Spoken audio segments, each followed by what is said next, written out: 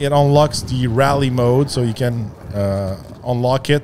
And once it's unlocked, it removes a lot of the traction control, stability control. It moves more power to the rear wheels, and you can have some fun in the snow or in your rally roads you've got near your house, because you don't have a lot of range to get access to those real rally roads far away from your house.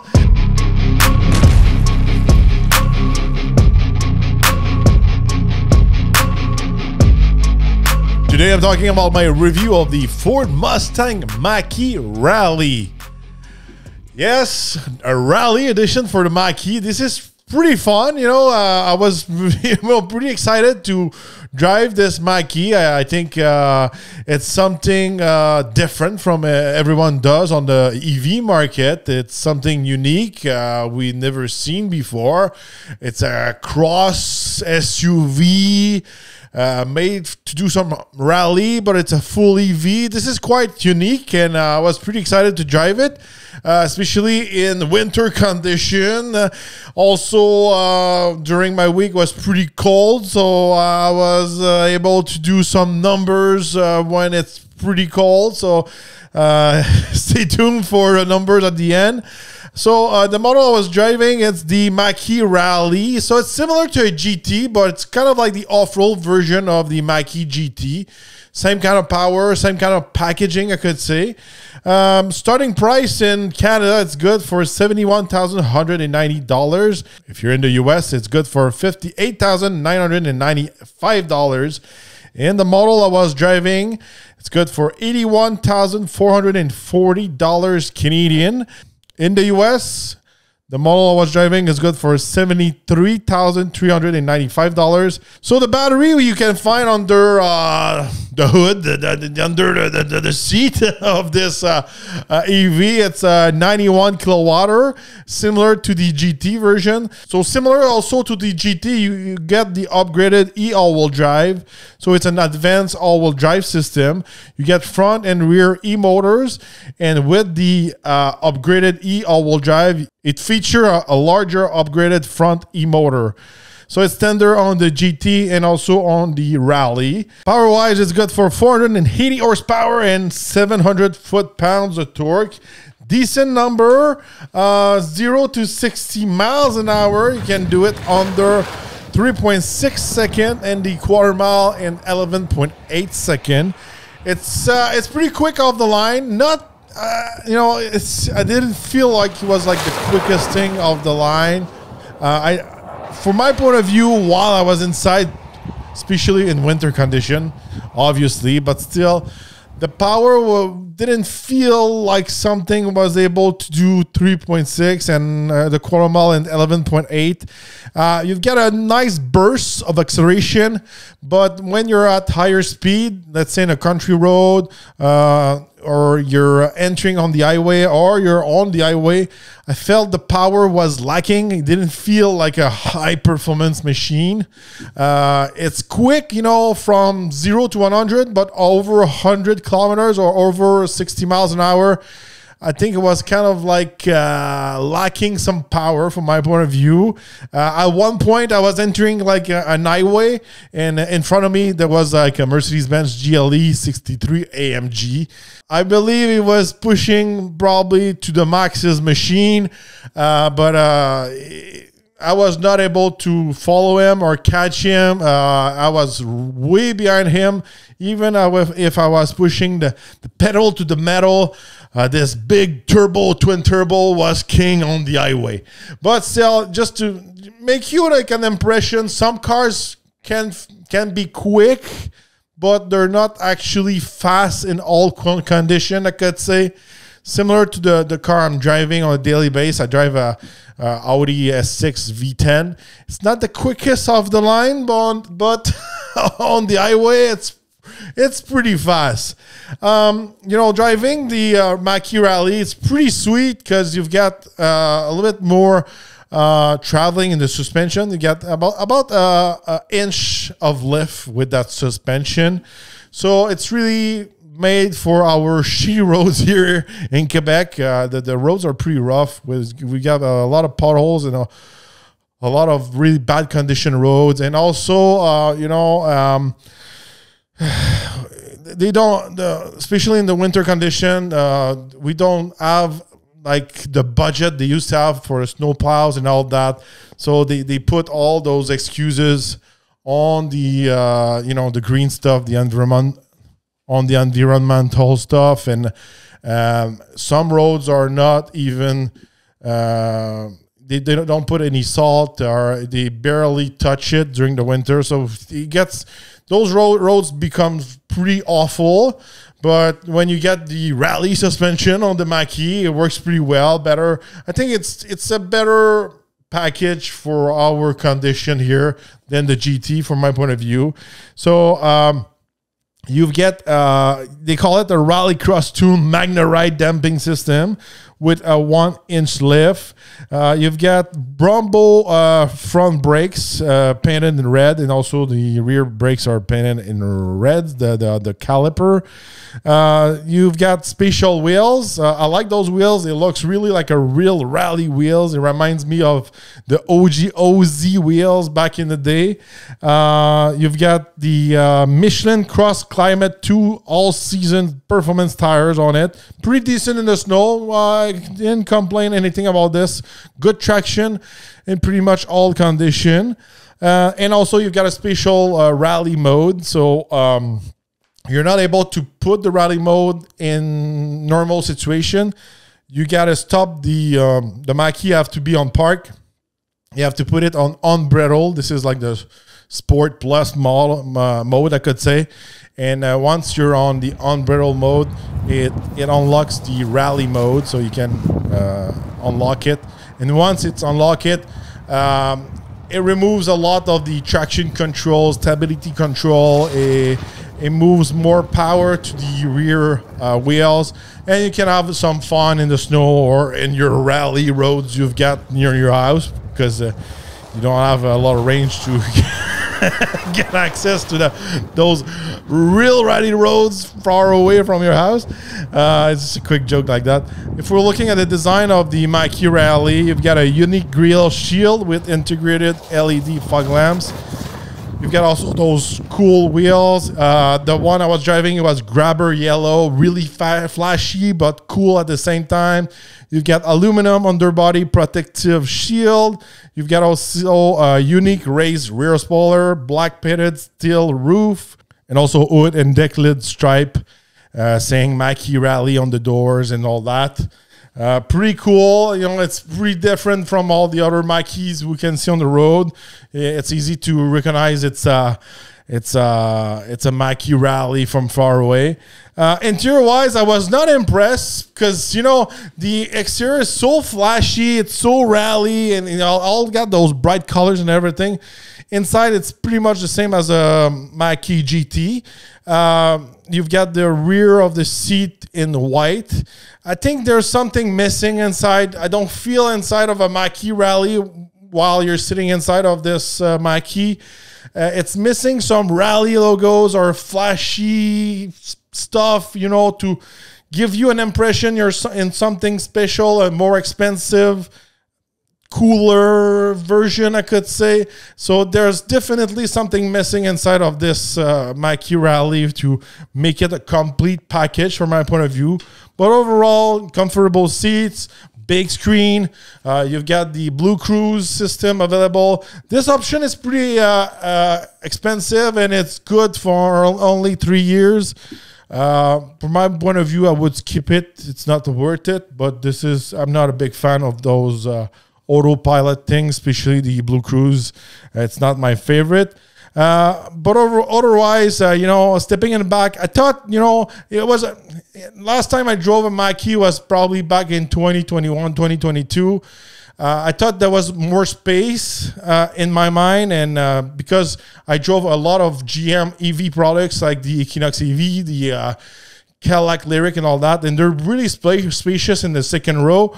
And I thought the Mach-E was more spacious than that, and I was pretty surprised. The baby seat of my daughter was not fitting behind myself. So I was really squeezed, you know, really close to the steering wheel. And when you squeeze yourself and you're tall like me, I'm 6'3", your knee gets right in that corner of that big screen, and it's pretty annoying. And I think if you get into an accident, it's pretty dangerous. So they might need to modify that screen for taller people in the future, or get more space in the second row from my point of view. Cargo space, decent. Nothing special to add there. All right, range-wise, a Mach-E GT is able to do 450 kilometers, so 280 miles in the best scenarios. The Mach-E Rally is able to do 426 kilometers, so 264 miles. So you see there's a difference between the GT and the Rally model, even if it's pretty much the same powertrain, motors and all that, batteries. And you see you have to make a sacrifice because of the extra weight, you know, the protection underneath, the lift, the tires and all that. During my tests, it was quite cold, -5 to -15 Celsius. Obviously, the range was not the best.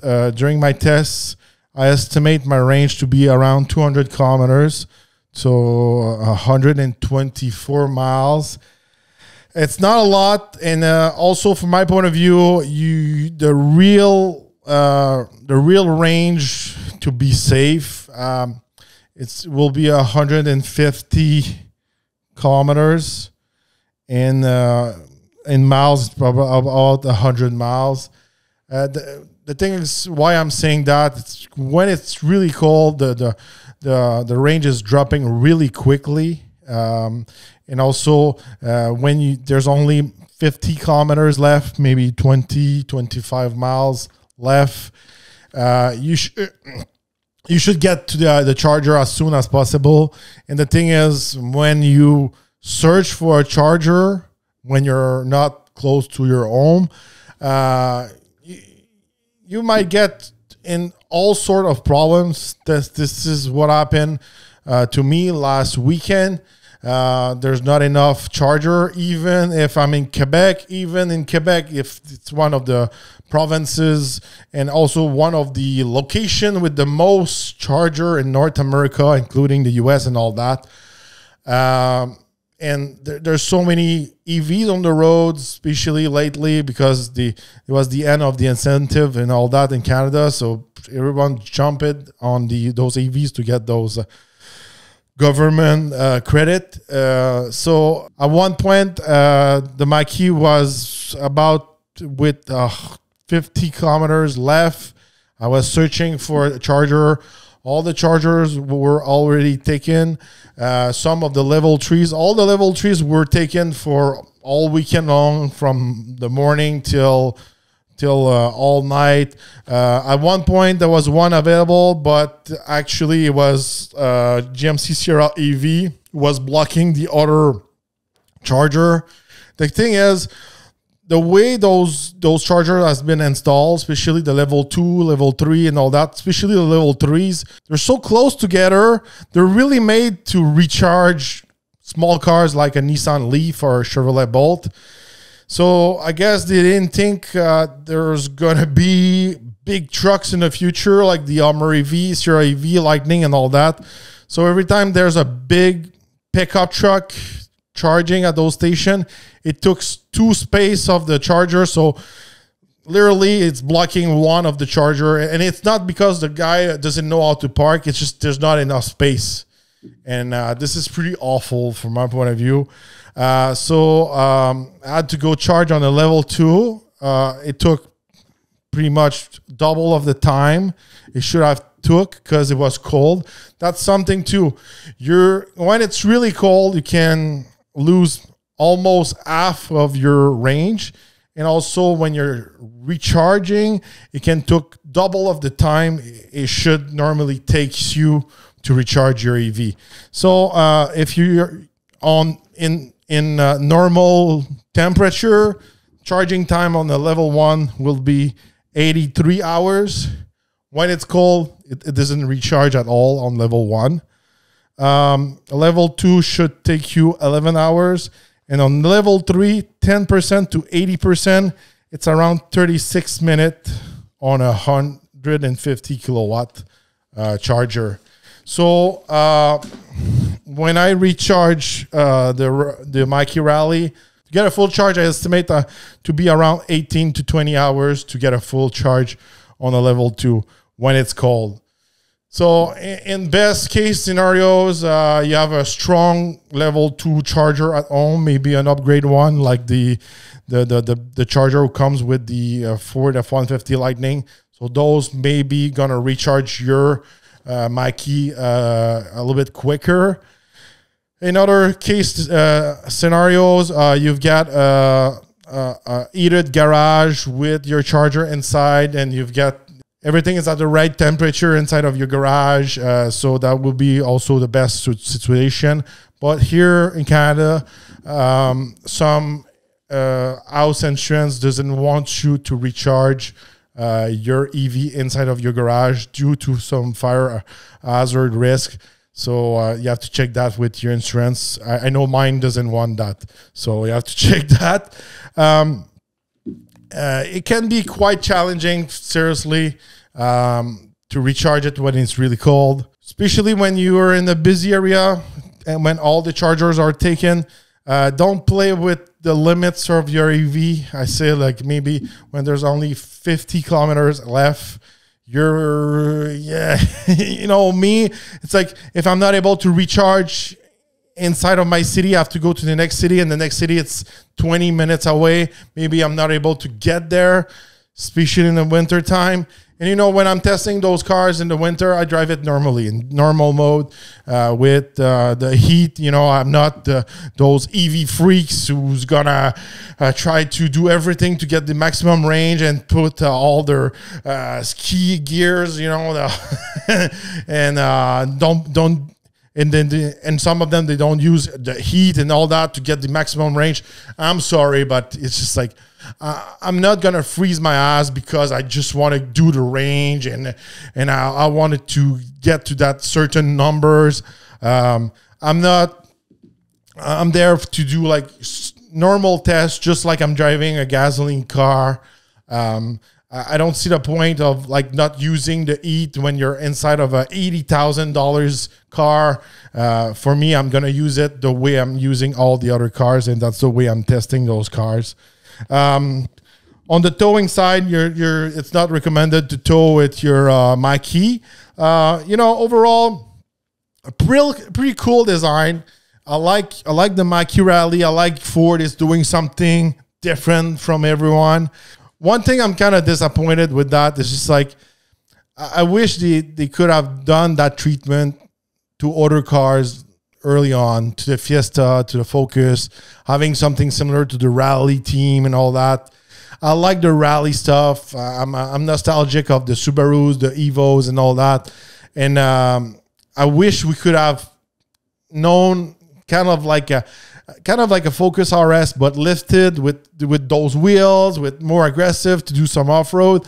I wish to drive something cool like that with, you know, anti-lag, with a big end brake and all that. I liked everything Rally, but it's just mixing everything Rally with the EV just doesn't make any sense from my point of view. It's cool, it's fun to drive, but you're not really able to do the real purpose of this car.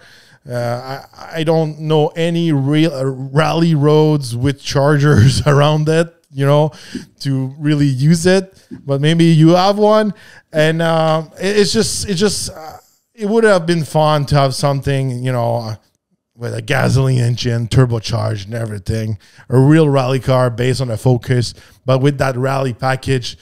Something Rally, not RS, low to the ground, a little bit lifted, more travel in the suspension and all that. That would have been cool from my point of view. But I think Ford is doing a good job. Hyundai is trying to copy the Mach-E Rally from my point of view with their new Hyundai Ioniq 5 XRT. I think the XRT's got the off-road look, but it looks kind of awful.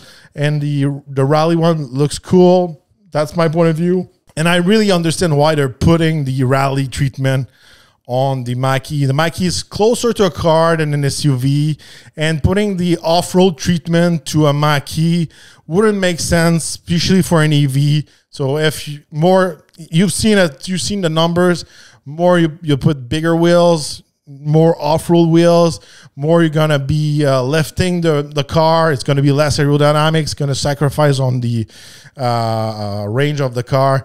This is why there's no off-road Mach-E, and instead it's a Rally Mach-E from my point of view. Probably if you put bigger tires and all that on these models, you'll have to sacrifice maybe 60 miles or 100 kilometers of range easily. So it's a cool package, expensive, and it's an expensive toy from my point of view.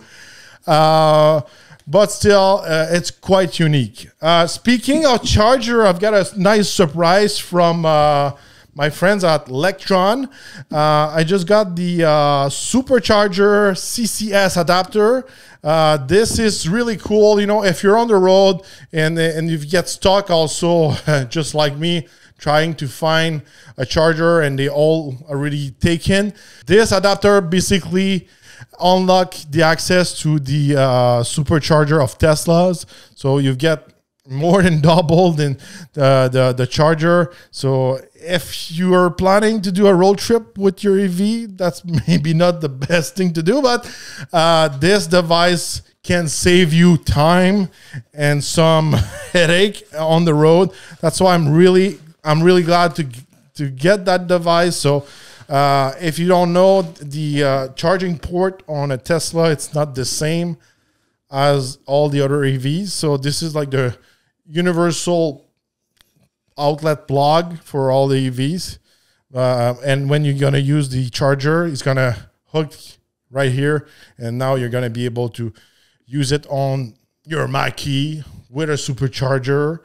That's really cool. I'm really glad to have this, especially if, I'm filming an AV and I'm not sure where I'm going to recharge. And I know there's a specific location with, Tesla supercharger that can be really practical. And also I got a charger level 2.